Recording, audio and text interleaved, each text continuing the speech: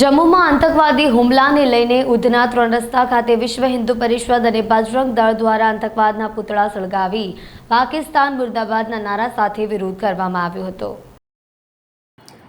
ઉધના 3 રસ્તા ઉપર જમ્મુના રિયાસી એરિયામાં વૈષ્ણોદેવી યાત્રા ઉપર જઈ રહેલી બસ ઉપર આતંકવાદીઓએ ગોળીઓથી હુમલો કરવામાં આવ્યો હતો। આ હુમલામાં નિર્દોષ 10 લોકોના મૃત્યુ થયા છે, ઘણા લોકો ઘાયલ થયા છે, જેને લઈને વિશ્વ હિન્દુ પરિષદ અને બજરંગ દળના આગેવાનો અને કાર્યકર્તાઓ દ્વારા ઉધના 3 રસ્તા ખાતે આયોજિત આતંકવાદીના પુતળા દહન કાર્યક્રમમાં ઉપસ્થિત રહેલા સૌએ આતંકવાદ વિરુદ્ધ સૂત્રોચ્ચાર કરી આતંકવાદના પુતળાનું દહન કરી પોતાનો રોષ પ્રદર્શિત કર્યો હતો।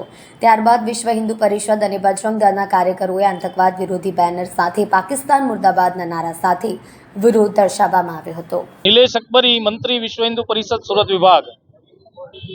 આજે જે કાશ્મીરની અંદર 9 જૂનના રોજ આતંકવાદીઓ દ્વારા જે હિન્દુ શ્રદ્ધાળુ ઉપર હુમલો કરીને નરસંહાર કરવામાં આવ્યો છે, તેના વિરોધમાં બજરંગ દળ દ્વારા વિરોધ પ્રદર્શન અને મહામહિમ રાષ્ટ્રપતિ મહોદયાને આવેદનપત્ર આપીને ભારત સરકાર સમક્ષ બજરંગ દળ દ્વારા માંગ કરવામાં આવે છે કે આ પ્રકારનો આતંકવાદ છેલ્લા ઘણા વર્ષોથી પાકિસ્તાન સમર્થિત રહ્યો છે અને પાકિસ્તાન દ્વારા કાશ્મીરની અંદર ઘૂસણખોરી કરીને આતંકવાદને સમર્થન આપવામાં આવી રહ્યું છે।